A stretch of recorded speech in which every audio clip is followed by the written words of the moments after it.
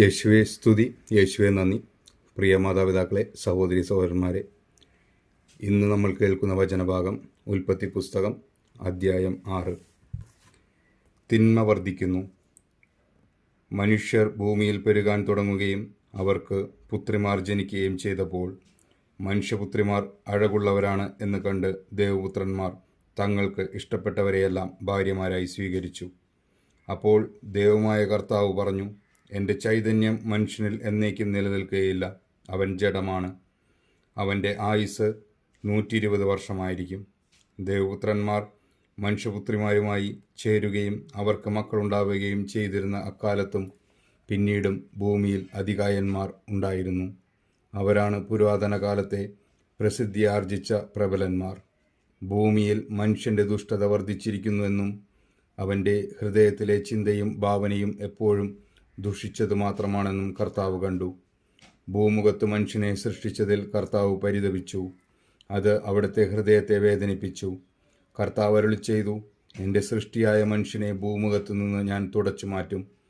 മനുഷ്യനെയും മൃഗങ്ങളെയും ഇഴജന്തുക്കളെയും ആകാശത്തിലെ പറവകളെയും ഞാൻ നാമാവശേഷമാക്കും. അവയെ സൃഷ്ടിച്ചതിൽ ഞാൻ ദുഃഖിക്കുന്നു. എന്നാൽ നോഹ കർത്താവിൻ്റെ പ്രീതിക്ക് പാത്രമായി. ഇതാണ് നോഹയുടെ വംശാവലി. നോഹ നീതിമാനായിരുന്നു, ആ തലമുറയിലെ കറയറ്റ മനുഷ്യൻ. അവൻ ദൈവത്തിൻ്റെ മാർഗത്തിൽ നടന്നു. നോഹയ്ക്ക് 3 പുത്രന്മാരുണ്ടായി. ഷേം, ഹാം, യാഫെത്ത്. ദൈവത്തിൻ്റെ ദൃഷ്ടിയിൽ ഭൂമിയാകെ ദുഷിച്ചതായി തീർന്നു.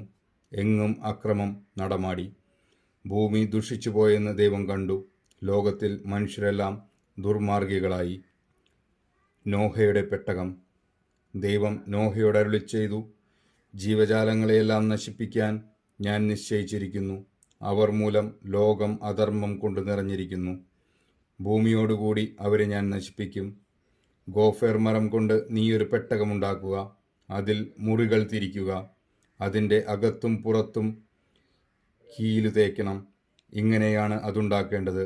300 മുഴം നീളം, 50 മുഴം വീതി, 30 മുഴം ഉയരം.